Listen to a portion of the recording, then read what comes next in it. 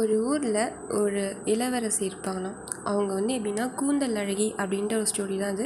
அவங்க என்ன பண்ணுவாங்கன்னா ரொம்பவே கூந்தல் முடி வந்து நீட்டமாக இருக்குமா, அழகாக இருப்பாங்களாம், ரொம்பவே கூந்தல் அழகி அப்படின்னு சொல்லுவாங்களாம்.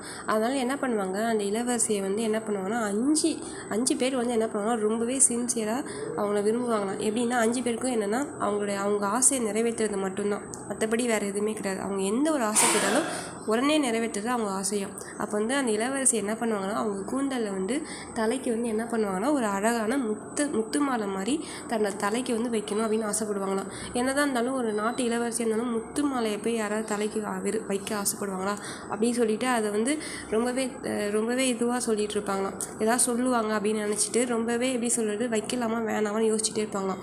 உடனே அந்த அஞ்சு பேர் இவங்களோட உணவுகள் மட்டும்தான் புரிஞ்சிட்டு இருக்க அந்த 5 லவர்ஸும் என்ன பண்ணுவாங்களாம், குடுன்னு போவாங்களாம். போயிட்டு 7 மலை 7 கடல் தாண்டி அங்கே ஒவ்வொரு இடத்துலையும் கிடைக்க முடியாத அற்புதமான முத்துக்கள்லாம் கோர்த்து என்ன பண்ணுவாங்கன்னா அந்த ராணி வந்து தூங்கிட்டு இருப்பாங்களாம். அப்போ அவங்க தலையில் அப்படியே வச்சு அப்படியே பின்னூசிலாம் வச்சு குத்தி விட்டு காலைல அவங்க பார்க்குறப்ப இருக்கிற மாதிரி அப்படியே பண்ணிவிட்டு போவாங்களாம். அது மாதிரி என்ன அப்படின்னா அது மாதிரி ரொம்பவே அந்த இளவரசிக்கு வந்து என்ன பண்ணே தெரியாதோ, ரொம்பவே சந்தோஷமாக இருக்குமா. ஏன் அப்படின்னா எப்படி நமக்கு இது மாதிரியான 5 லவ்வர்ஸ் அப்படி சொல்லி ஆசைப்பட்டே இருப்பாங்க. அந்த 5 லவ்வர்ஸுமே எங்கே போனாலும் அந்த இளவரசி எப்படி மூச்சு காற்று கூட எப்படி பண்ணுறதுனா விருப்பப்படுறதை நிறைவேற்றணும் அப்படின்ற மாதிரி ஆசைப்பட்டே இருப்பாங்களாம். ஒரு டைம் இதே மாதிரியே சொல்லிகிட்டே இருப்பாங்க. அப்படியே இந்த ஸ்டோரியை அழகாக முடிப்பாங்க, கூந்தல் அழகி அப்படி சொல்லிட்டு.